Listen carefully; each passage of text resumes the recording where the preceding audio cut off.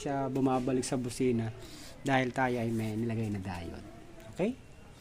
At yun, nasa passing na yung ating busina.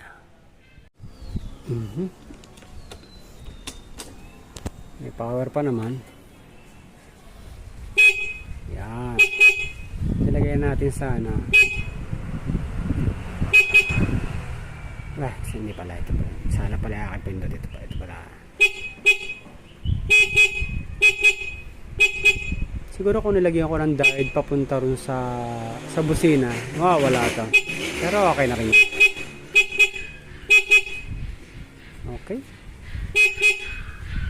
So, yeah. At pag binuhay natin ang ilaw, tapos nag-high, hindi na siya bumubusina.